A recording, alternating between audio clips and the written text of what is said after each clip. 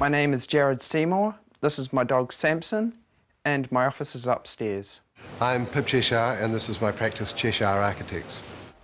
Well, when I met Jared, I guess I was slightly nervous. I mean, the whole business of cerebral palsy is always, I guess it's frightened me really, because it's such a visible disability. I mean, people don't know that I'm disabled, if in fact I am. Up until Pip, there weren't many people willing to give me a chance.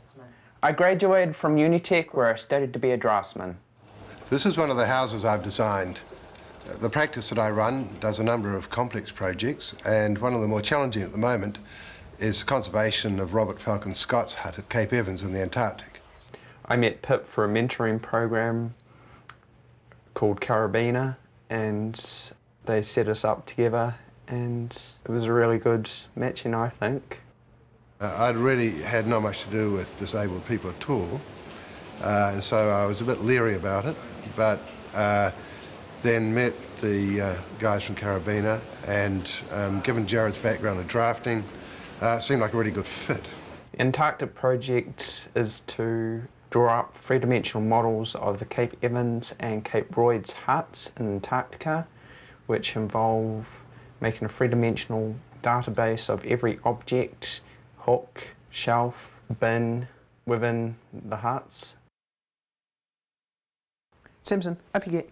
I have cerebral palsy, which is a right side hemiplegia, and epilepsy. Hemiplegia means I'm paralysed down the right side, and epilepsy means I have seizures fairly frequently, 2 or 3 times a day. Samson, sit.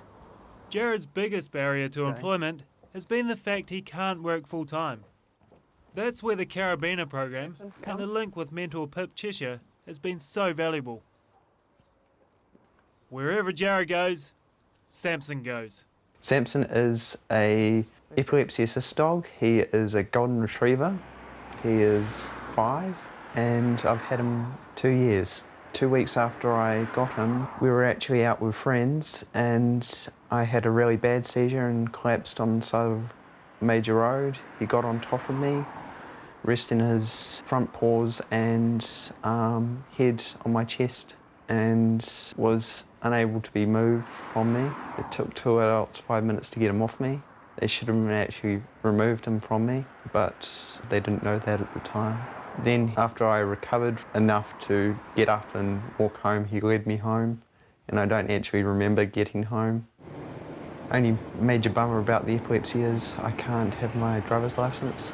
I travel into town by train. I will usually go in to Pip's office once a week. Well, I got involved in Carabiner because I had pretty well ignored disabled people for 50 years, I guess. And I guess I thought it was time to engage in that, really.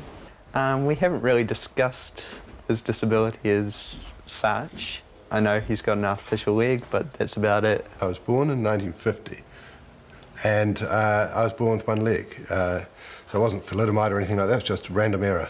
I think he tried to block it out early on in the piece and is accepting it now more than he did when he was younger. I never really mentioned it, really, because I don't really think about it. He just said that he had fits every now and then.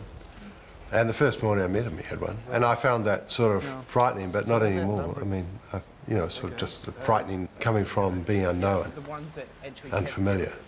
It's showing the whole entire building. So don't they have more than one wall one? Not for the outside ones. Oh, I'm sorry, that's what you're telling me, isn't it? Because when you... Yeah, what happens when you get inside? I think he's coping with the project very well, and furthermore, he's coping with me. Week by week, he comes in here and I sprint around. There are people asking me things, and I dash off to a meeting. I value it very highly. It's been an amazing experience. Everybody's disability is different, so he's learning about my disability as he goes along. Thanks to the mentoring program, Pip Cheshire has actually learnt a whole lot more about Jared's ability and value as an employee.